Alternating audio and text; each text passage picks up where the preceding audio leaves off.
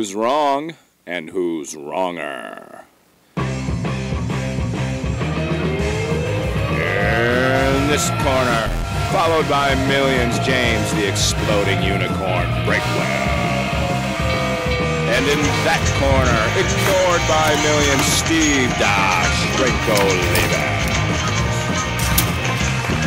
Hey everybody, welcome to Wrong and Wronger, the podcast that, oh geez, I just got a big staticky thing in my ear, but that's okay because I am in a part of Arkansas that, this was not part of the Louisiana Purchase when it was originally made, James, so you're going to have to bear with me. But I am Steve, Dr. Steve Olivas, a guy who is staying up way too late to produce this material for you, and across the country from me is James the Exploding Unicorn Breakwell, a guy who hasn't had a shred of beauty sleep in years, and it shows. But don't let me talk for you. How are you doing tonight, man? I'm doing great. I moved this podcast up 20 minutes early because you're an old man and can't handle anything after 8 p.m. I mean, I think we're on the same time zone right now. In fact, I'm pretty sure we are. No, we're not. Are you central right now? Yeah. Oh. So it's you're complaining and it's what? It's 7:46 right now where you are? You caught me in the middle of my pre-show routine, which is to drink the broth out of a case of ramen noodles. Because when you talk as much as I do, you got to prepare and prep the pipes. Prepare and protect the pipes. I can't even tell if you're joking, and I don't know if I want you to be joking or not. Do you seriously prepare in any way for this show? Is this a thing we're supposed to be doing now? I brought in a prop today because something appeared in my post office box. Oh. I don't know how to feel about that. Go ahead and show your prop, and I'll judge it without seeing it. You're going to feel a little bit less rich when I show people because what I got, I'm holding it to my forehead like Karnak, and you have no idea what I'm talking about there, but I have a letter from the desk of James W. Breakwell, the W standing for Wrong and Wronger, I'm sure. But I have, right here, a $1 bill. Look at that. And an accompanying note. It's so nice of you, James. It says, "Cheerio, good lad." You must have been in a good mood when you wrote this. Here is the 8 bits I owe you for a bet well placed. Bits for a bet. Ha ha. Good form. Ah, that's really nice, James. Thank you. Let the record show, in my life, I have never written a note to anyone, least of all you. And I've definitely never said anything nice, so and definitely not in a British accent. I'm trying to spin you a different way to extend your brand into people who aren't sarcastic and desperate for something to listen to. At this point, I'm just trying to whittle down my 1 million followers on Twitter to like the last 20 people who don't hate the real me. Like, I just need to find those 20 people and then make sure they each buy 50 copies of all my books, and I'll be okay. Wow, boy, you don't ask for much. You are a low-maintenance boyfriend, aren't you? Well, I appreciate the $1 because I've now monetized the show, and this will be under an appropriate level of glass next week. And I'll bring the frame with me. Where am I going to be now? I'm going to be at the Hard Rock in Biloxi, Mississippi next time we record this show, and I will have a frame with this $1 bill in it. Well, the good news for me is I can now officially write this show off as a loss. So, you know, it's all gravy for me now too. I'll use this to offset my other earnings, and I guess to offset my other losses. It just be read all the way across the board, all my business ventures. These are the things I have to hide from my wife when she asks how are the taxes going. It's like, well, we don't owe anything. Losing in life and business. That's not a bad slogan for your welcome mat. Speaking of loss, I lost the poll last week, not by a very large margin, but I just wanted to mention that the video clip that I did was well received, and I think that's probably the most popular part of this show. Isn't necessarily the mano-y-mano that you and I engage in, but it's what the loser has to humiliate himself with in the aftermath. Yeah, let's just agree that everything's going to be more popular than us talking. I think we've agreed. We've discovered that no matter what it is, it could be a video like 10 minutes of a rock just sitting there, and it will be more popular than me and you talking to each other. But that's okay. And props to you for recording that vertically. So I had to use some wizardry to figure out how to make it look slightly less terrible. And my only solution was to put 3 of them side by side by side, 3 copies of you dancing, and it looked like there were 3 Steves, and it just destroyed my heart. Like, that's been haunting my nightmares ever since. Oh, can you imagine my wife's chagrin? She's the one that had to record it. Yeah, that was a technical nightmare. When you do some of those bonus features on a Blu-ray or a DVD and the director talks about some of the challenges of capturing a shot, that was definitely ripe for a behind-the-scenes episode of Wrong and Wronger. Yeah, I like the part where you managed to destroy an umbrella, and you did it not on purpose. It was just you naturally being incompetent. The real you really shined through, and I think people could relate to that. That's how I'll always picture you, is you just standing there in the pouring rain with a malfunctioning umbrella. That really just sums up your life. So props for capturing some truth. I'm glad you said the umbrella malfunctioned and not that I was incompetent. You sort of changed gears there, and you went in the proper direction. Well, my wife gave me a bum umbrella. I think it's implied. I mean, for an umbrella to malfunction, there has to be some operator error there. I mean, it has one function, open. That's it. That's all it does. I mean, there's only one button to push. I don't know what you did wrong, but you did it very wrong. In fact, you did it wronger, perhaps. So I guess you stayed in character, so good for you. Nice tie-in. It was my Herculean strength. Yeah, that I also just overdid it. By the way, counts as my compliment for the week, so I am done. Wow, that was so subtle, but all right. My compliment for you is also piggybacking on this video concept that we have, which is you have somehow managed a way to craft what would have been, and the pitch to me was 15 minutes, we can do like 3 of them on a Sunday, you don't have to talk to me for another 3 weeks. You've managed to carve out more of my life than my job carves out. Like, this thing has worked, this podcast that we do, because of all of the related stuff. Well, it's because you're doing it wrong. I mean, I see you there writing down notes and preparing for this, drinking your ramen broth. What is this? I rolled in here 30 seconds ago, thought up a topic off the top of my head, and I'm ready to go. That's the amount of effort this podcast should take. And as for those videos, man, it's just one take every time. You go out there, you do it, the kids start crying, and you're done. I mean, that's your kid's a little older, so maybe you're the one who ends up crying, but it's the same rules. Well, yeah. All right. I like how you lie to the people, too. That's nice. That's nice. All right. Whatever. All right. I do the Periscope video every week, too, and thanks to your media muscle, I had 33,000 viewers of that last one. They're going up every week, so people seem to like those that are attached to the poll that we do. It's hard to look away from the train wreck. I don't know that it actually leads to any more votes. I think it's just a sideshow all its own, and people just look on in horror. But now this last one, I guess, I had the wrong video. I thought you were making a parody. My guess was Jaws, with that old man talking about the shark. Was it Jaws? Yeah. Because somebody else said Apocalypse Now, which I've only watched part of, because I really hated that movie. So I'm glad it was Jaws. Okay, I was in the right spot. No, that was Robert Shaw's Quint. That was the most famous line out of that movie is "You're gonna need a bigger boat," and probably the second most famous is "Like a doll's eyes." That speech that he gives. I would just like that one commenter, whoever you are, who said Apocalypse Now, to know that you were wrong. I hope it that was burns. shocking to me how many people. Most people knew it was Jaws, but it was shocking to me how many people didn't know it was Jaws.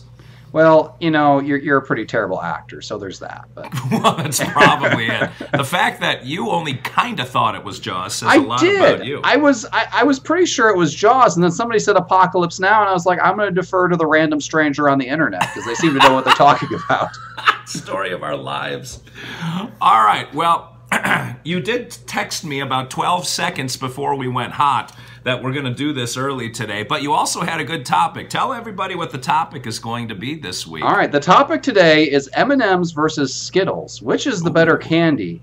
And on top of that, we actually have a specialty penalty this week. It's not just us randomly recreating an embarrassing movie scene, which we do 99.9% of the time. And this is actually thematically coherent. We are going to, the loser has to do like a trick video with either Skittles or M&Ms, whichever one they lose with, where, you know, they have to catch it in their mouth, and it's probably just going to be 2 solid minutes of them, you know, getting pelted in the eye with M&Ms or Skittles. So after this might be the last time Steve can see. Look at those dead eyes of his, because they're not going to work anymore after he gets pelted a few times. So lifeless eyes, like a Yeah, I have a 14-year-old son, and he spends hours watching those trick shot with a basketball, with a bowling ball, with a football, with pool balls, billiard balls. There are people on the internet that are remarkable in putting some of that stuff together. And just to clarify, for when I mean trick shot, I mean any shot that gets towards your mouth. I mean, we're old and uncoordinated. Like, we can't. I don't want to spend 45 minutes editing down to the one shot where you threw an M&M over your house and caught it in your mouth. Which is whatever you can get in there in 2 minutes, we're gonna roll with. Well, we both have big mouths, so that'll probably speed the process up. All right, Skittles and M&Ms, and as per usual, I am going to flip the Guam quarter of fate to determine, and there is going to be a market advantage for one of these sides, and I will flip it's with the one that I get, obviously. You You can't flip if we don't declare what it's for. I'm getting there. I'm setting this up. Oh, I thought you already flipped. You were grunting like you had physical exertion. That's usually the sound of you flipping. Man, I have the power of ramen swimming through my veins. Come on. All right, so for this one, it's going to be heads are M&Ms for me, tails are Skittles for me. All right, so this determines what the unicorn will argue. Heads is M&Ms, tails is Skittles. It is in the air. Uh-oh. Ooh. It had a little bit of an angle. Oh, James, you're going to hate it, my friend. It is tails. Guam is looking at me. Oh, that's good. I lucked out again. I got the winning one because Skittles are amazing. They come in all these colors. So M&Ms and Skittles both come in different colors. But here's the thing. With Skittles, the different colors actually mean something. Green is a different flavor than blue, than purple, than yellow, than red, whatever. M&Ms, they have all these different colors, and they're all just chocolate. It's a sham. Every time you eat it, you're eating a lie. Why don't they just color them all brown? They're all chocolate flavored. But Skittles actually tastes like something different. And not only that, there are so many different varieties. There are 10 million different varieties of Skittles out there, and they all taste slightly different. You know, light blue is different than dark blue. I mean, it's a world of flavors that if you lived to be 100, you couldn't try them all because they invent like 6 new flavors a week. I mean, M&Ms is just like chocolate shoved with, you know, a peanut this week or caramel that week, whatever. I mean, it's just chocolate layered on top of something else. There's not real variety there. I don't know how you can possibly defend M&Ms against Skittles. Wow, I can't believe you're actually believing what's coming out of your own mouth, that there's more flavors of Skittles than M&Ms. Are you kidding me? Have you ever been to one of the M&M stores? Go down the Las Vegas Strip. They have a whole room for M&M flavors in the M&M Empire Museum that they have. M&M, they've got mint, they've got pretzel, they've got caramel, they've got espresso, they've probably got Tide Pod M&Ms nowadays for all the millennials that want to kill themselves on YouTube by eating those detergent things. But M&Ms, there's a ton of different flavors of M&Ms. You got to be kidding with all of your Skittles flavors. M&Ms have chocolate as the theme, but they have flavors as variety. Yeah, but every pack is the same. If you buy a 2-pound bag of M&Ms, every M&M in there is the same flavor. A single fun-sized bag of Skittles, you know, itty-bitty, that bag has, you know, 6 or 8 flavors in it just right there. I mean, it's variety. And if you mix and match it, if you put 10 different M&Ms in your mouth from the same pack, you just got a mouthful of chocolate. If you throw 6 different Skittles in your mouth, you just tasted the rainbow. That's the whole point of their commercials. And also, let's go back to those Taste the Rainbow commercials were hilarious. They were witty. They were fun. M&M commercials, I mean, they make me feel uncomfortable. They've got the red M&M and the yellow M&M. They show up places and they don't know they're going to be eaten. It's like, well, this is awkward. Then they've got like that green M&M, which is supposed to have some sort of sex appeal, and I don't get it. Like, I know there's Rule 34 on the internet, but that green M&M is one step too far, and that's mainstream advertising. And this is what you want to sell to our children? If M&Ms were as good as Skittles, they wouldn't need to use, you know, perverted messages to get it out there. They could use the flavor to sell it like Skittles does. That's what Skittles says. We're weird, we're funky, we've got a variety. Eat Skittles, not M&Ms. You know, the M&M characters have evolved since the 50s or the 40s when they came out, and the M&M Museum will have that evolution on one of the escalators as you're going up. But M&Ms have an advantage over Skittles because they're politically correct. They keep up with the times. They added the female M&M. She's like the Smurfette. Like, they added her. The brown M&M is one of the prominent ones in the commercials now to indicate diversity with the M&M population. The M&Ms are going to reflect the nation at some point. And Skittles, they just never change. Skittles can't keep up with the times. Skittles are like, they're an insulin injection needed in a bag. Skittles are nothing but sour sugar is all that they are. You get all of the flavors kind of taste alike. You can't tell the difference between the Skittles. If you get an M&Ms with a peanut in it and an M&M with an almond in it, even though they both have a nut, they both taste very distinct from each other.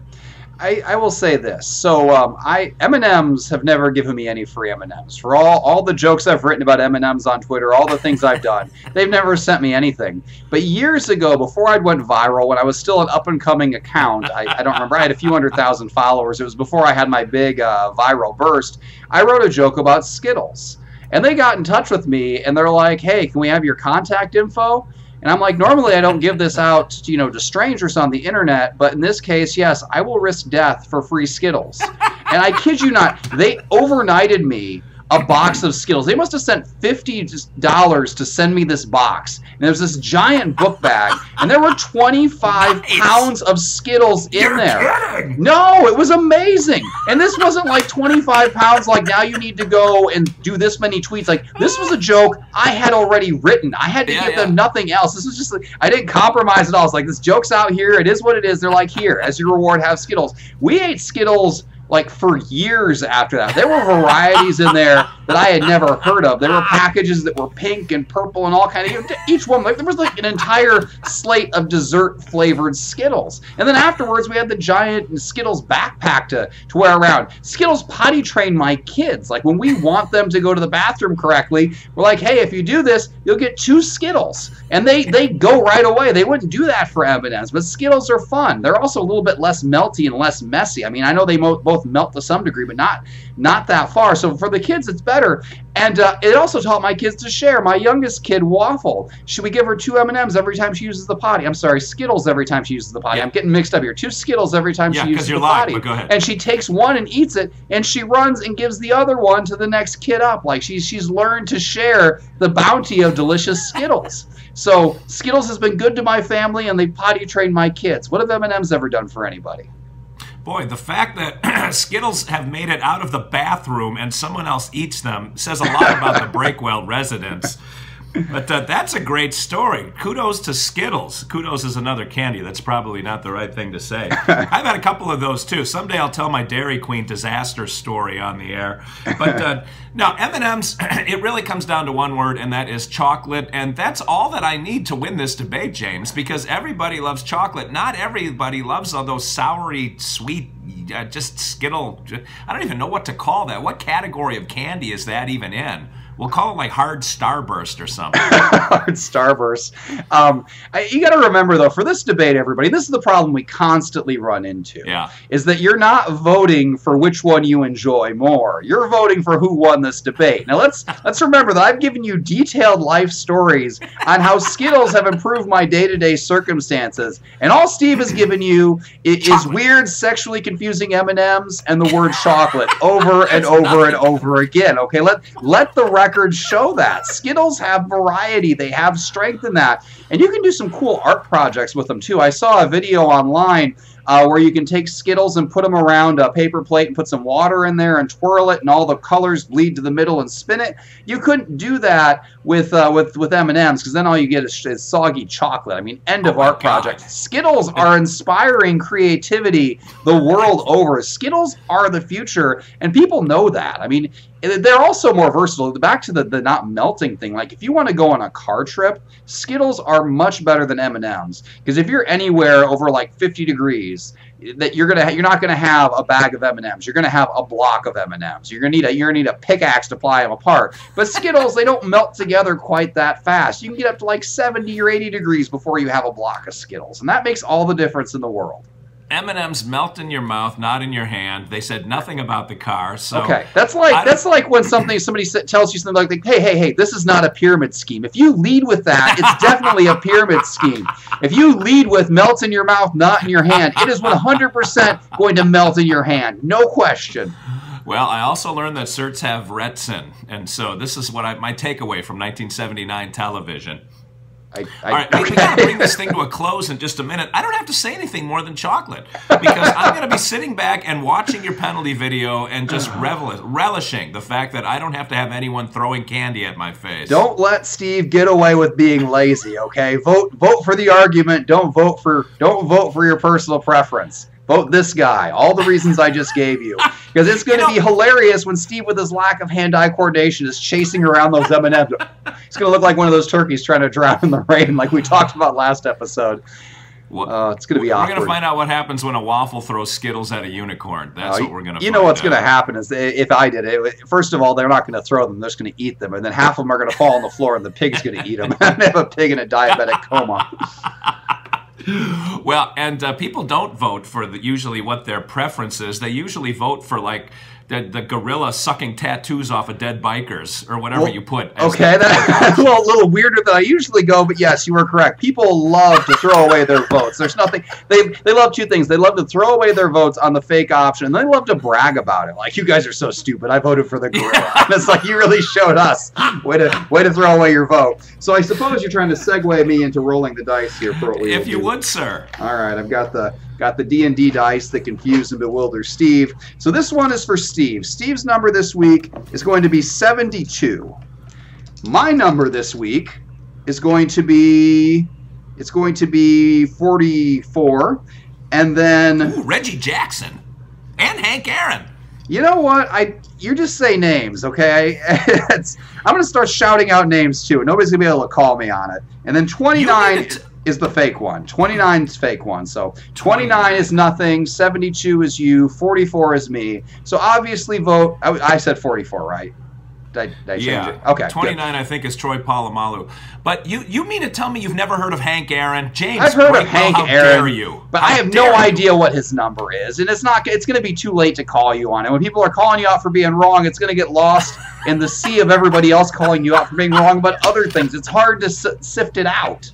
And everyone telling you what an awesome penalty video you made this week. So that's all going to be in that. Well, I mean, that goes without saying everything I make is awesome, but this particular penalty video will be made by you for saying chocolate 75 times in a row with no other arguments. But it is what it is. I would make you a bet, but I don't need to pad my wallet any further. I'm going to throw my back out the way it is sitting on this thing with this $1 in it. Oh, because you put it in your back pocket. Yeah, remember we had that argument too. Bill folding the front pocket or the back. We also had an M&M argument earlier. Should have been peanut M&Ms versus regular, but now this is all M&Ms versus all Skittles. So this is not a repeat. This is new territory. We can argue M&Ms from all kinds of angles. Yeah, the kind of verbal dexterity we have here. This is verbal dexterity. That's my phrase. I like that. All right. Okay. All right. So let's wrap this thing. So if you want to vote, where can they find this poll, Mr. Breakwell? Okay. So the poll is going to be in two places. On my Twitter account @ExplodingUnicorn without the E. That's the main place for the poll. It's also going to be on my Facebook page, Exploding Unicorn with the E, or James Breakwell Exploding Unicorn. You can look it up either way. Both polls are valid. Both polls will be added together, and be sure to hit that subscribe button because it makes us know you care and it keeps us going. It makes me think that even though I've lost $1 total on this podcast and I'll probably be in the red forever now by at least $1, it makes it worthwhile to know that people out there are watching and subscribing. So you can subscribe to Wrong and Wronger on YouTube, on SoundCloud if you want the voice only version so you don't have to see our hideous faces. You can also subscribe on Stitcher, Podcast Addict, or of course iTunes. All of those are great ways to listen without seeing our faces. And YouTube is where all the penalty videos showed up. So YouTube, of course, is the main place to watch because you get to see our faces during the debate and as we suffer through the penalties.